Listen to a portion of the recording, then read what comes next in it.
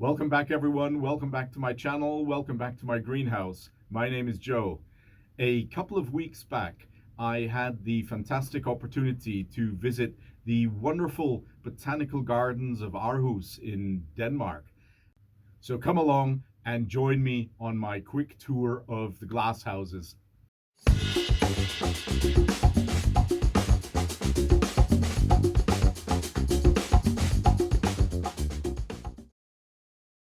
I happened to be in the city and I discovered that there was a fantastic botanical garden with wonderful glasshouses and greenhouses, which actually cover 4 climate zones. So plants from 4 climate zones, including semi-desert, desert, so our wonderful cacti and other succulent plants, of course, but also a absolutely magnificent jungle rainforest glasshouse.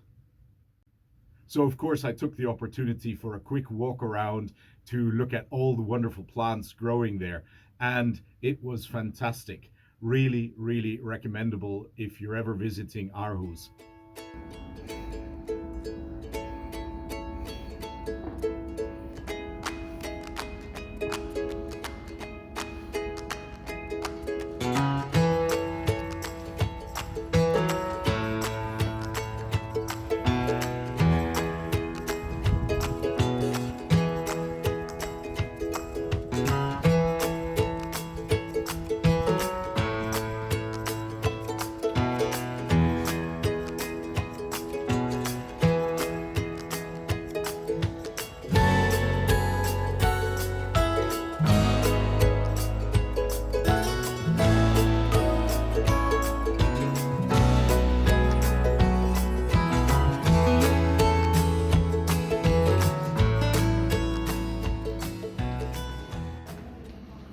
Okay, so here's the entrance area, and it's a beautiful, very bright area, also with all kinds of macro photography. I think it's an exhibition, a science exhibition with macro photography. And here it says, "Welcome to the greenhouses." Indeed, welcome. And the first glass house attached to the entrance area is the Mediterranean climate house, and there's a whole bunch of Canary Islands vegetation here, and starting off already with a Euphorbia, beautiful succulent plant, of course, the Canary Island spurge, or the Euphorbia canariensis, and it actually forms huge trees in the original habitat, and also very large sort of cushions of this Euphorbia. Oh, what's that? Oh, fantastic. That is a dragon blood tree, the Dracaena draco. Wow. Oh, there's a fun fact for you. The red resin of this tree was used in the past to dye the wood of the famous Stradivari violins. Amazing. It's a huge tree that actually reaches, from what I read, heights of about 15 meters or 50 feet in nature. And believe it or not, it's actually a member of the asparagus family of Asparaceae. Oh, here's another Mediterranean plant, the grapevine, the common grapevine. Fantastic. Loads of grapes there. Oh, and of course, Bacchus or Dionysus, the Roman Greek god of wine there. Oh, what's this? A little tree with pomegranates. Wow. This is all typical vegetation of the Canary Islands. The aeoniums, of course, are really famous succulents there. Beautiful selection here. What's this? Oh, this is Clinea nerifolia. you might have seen this because it's quite frequently sold in nurseries. A lot smaller though, and it usually has these quite bushy green leaves as well. Not here. Whoa, what's this? Kangaroos. We've got to be in the Australian vegetation section. Sure enough, a lot of eucalyptus, gum trees, bottle brush.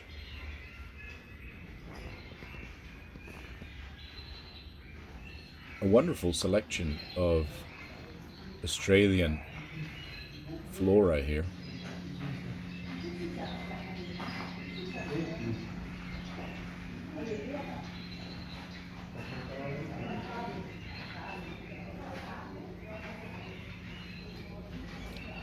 There's a beautiful flower. It's not the bush or the tree isn't labeled, so I'm not sure exactly what it is, but probably viewers from Australia will recognize it. Now we're swinging over to another part of this greenhouse, and this is the Cape region, the South African Cape region flora. Of course, world famous for its succulent plants, and of course many other plants as well. Famous King Protea.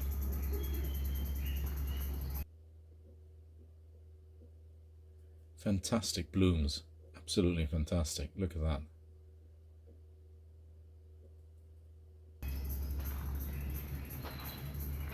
Plants are in really good health here, and lots of flowering little bushes and trees. Oh, this is a fantastic aloe. I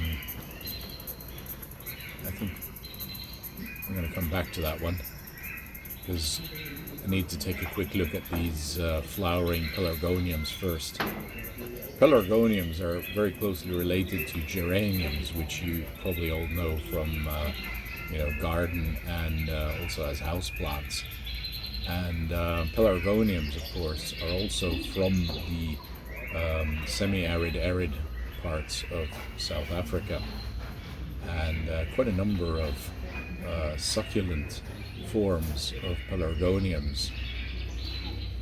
I find them great to grow, by the way. I have quite a few of them in my greenhouse because they just have wonderful flowers.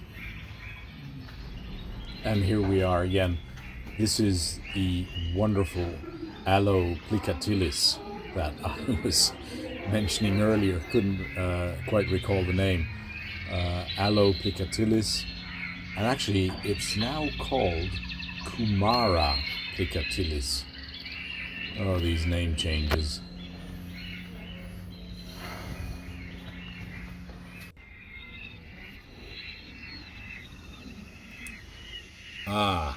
Now we're on to the main attraction from my perspective, of course. It's the desert house, the subtropical dry and arid climate house with its cacti and other succulent plants. So it's actually really well done because it's a combination of succulent plants, including cacti from the Americas as well as from the African continent. So here there's aloe, and next to it are the agaves from the Americas. Oh, this is an incredible plant. It's a century plant, and it says on the label that it was given as a gift in 1971, so it's thought to be well over 45 years of age now. 45 years. It's a huge Agave americana. Now the amazing thing is that these agaves actually they flower only once, and that is normally after between 15 and 30 years is what it says in quite a number of publications. That can be a bit faster, can be a bit slower, but this one clearly, if it's 45 years old and it hasn't bloomed yet, because otherwise it wouldn't be here, because they die once they've flowered. I guess in the next few years it may also be showing its flowers. And here, of course, the famous golden barrel cactus, Echinocactus grusonii. There we go. Absolutely no botanical garden without these wonderful, wonderful cacti, the golden barrels.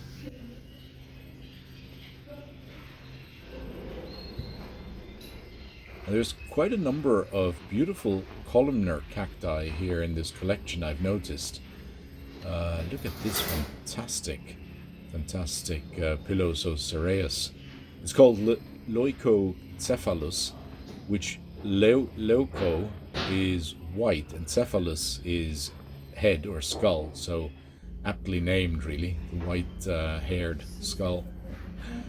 Here's quite well-known cereus, and these columnar cereuses, they of course they will grow all the way up to the roof, the glass roof of any greenhouse.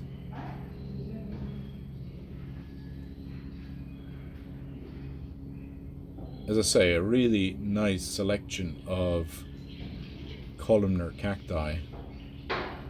Here on the right, this is a monstrose form of the Cereus peruvianus.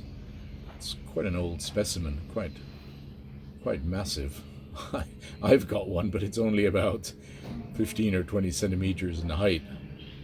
This one here must be at least 15, 20 or more years old.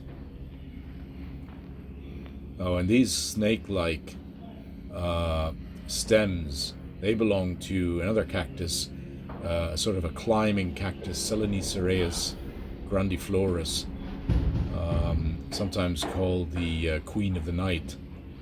And it's a cactus that, as I say, likes to climb. Wow, look at this. This one doesn't have a label, but I'm thinking it's probably also some Pilosocereus species. Beautiful blue epidermis or outer skin. Look at those spines. Wow.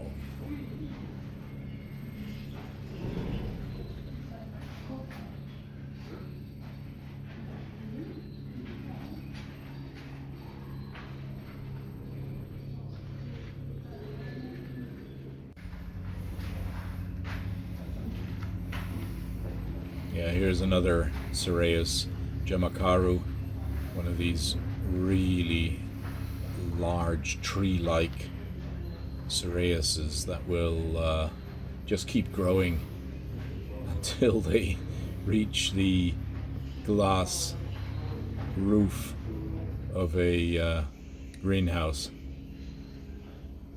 Here's another look at this Pilosocereus Leucostele, the white-colored head, or white-colored skull, I suppose.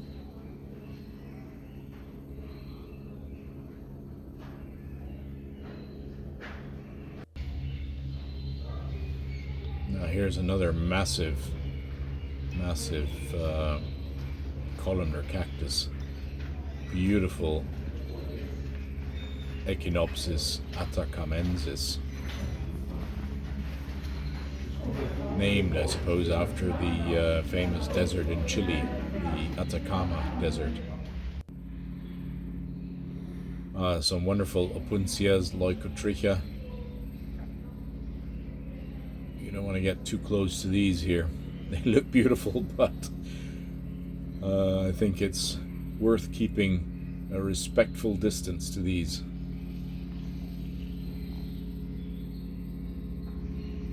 Why I say that, of course, is that these Opuntias, they have very special fishhook-like spines and glochids, and they can actually cause some pretty nasty injuries, so beware with Opuntias.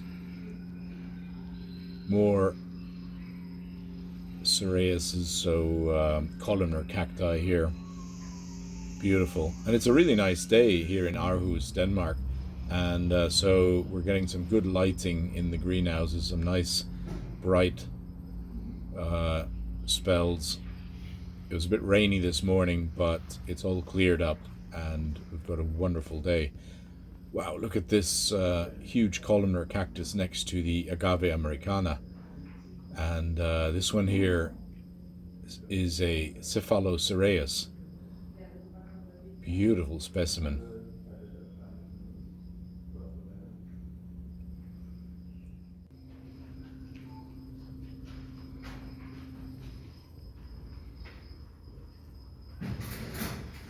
I wonder whether this one was blooming earlier in the season.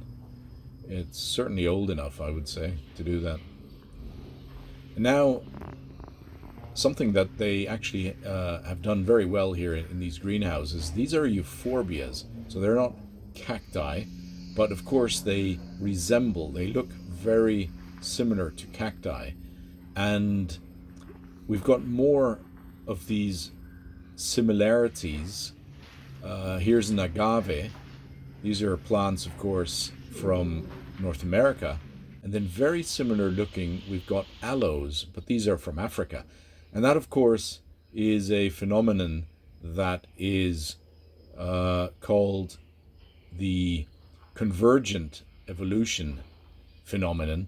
And that means that very different plants or also animals that are just not related to each other will actually or can develop very similar shapes and morphologies in similar environmental conditions. So in this case, there's arid desert environments in Africa and there's desert environments in the Americas.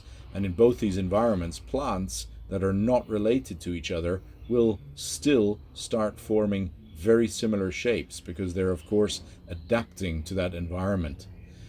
And talking about adapting to their environment, here's the famous pebble plants or living stones, Lithops. And these are from South Africa, Namibia, South Africa. And they are fantastic plants. By the way, I've just recently put out a video that focuses on these lithops and gives a couple of tips and tricks on how to grow them, because they're not that easy to grow, although once you get the hang of it, they are just wonderful plants to grow, and the flowers are just beautiful. More succulents here from South Africa. These are Haworthias.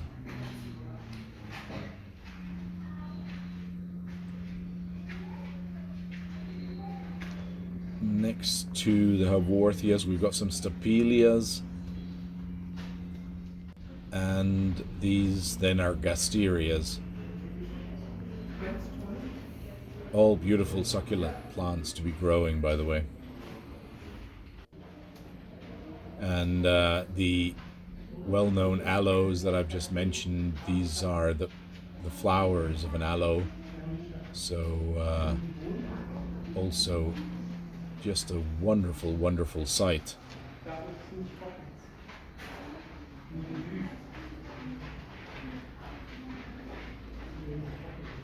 Now with aloes, it's different to the agaves. When they bloom, they will not die right after. The agaves do, the aloes don't. As I say, they're totally unrelated, but they do look quite similar. Here's a beautiful aloe again, and it does look quite like an agave. And with Euphorbias, they too can actually develop huge columnar plants, just like the columnar cacti we saw earlier. So, another great example of convergent evolution. And here's a yucca, the Yucca gigantea. It's a fantastic plant, again, that's growing here in the greenhouse of Aarhus Botanical Gardens. It's called the spineless yucca, or the Elephant Foot Yucca. And that's, of course, because of the elephant foot-like shape of the trunk at the base. And at first sight, it looks a bit like the Dracaena draco that we saw earlier from the Canary Islands plant section.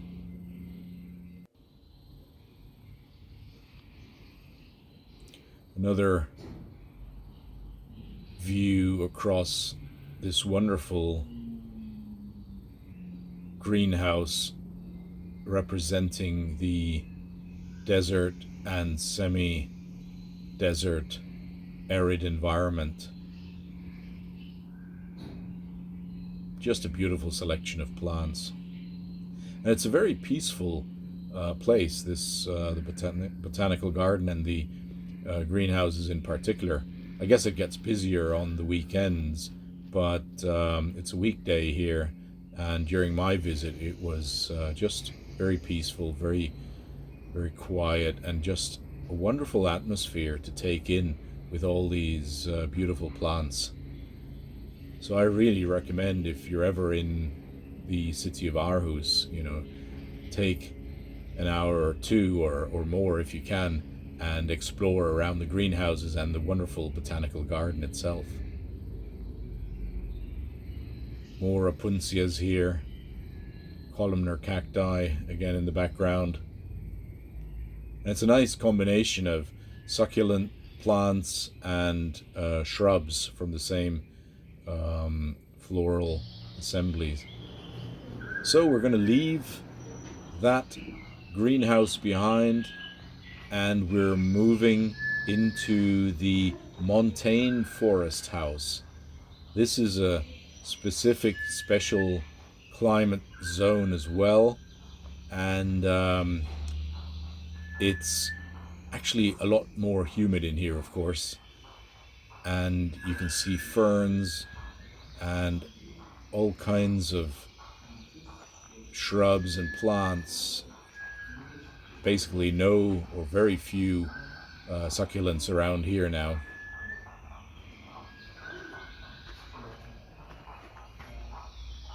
Yeah, this is the coffee bush.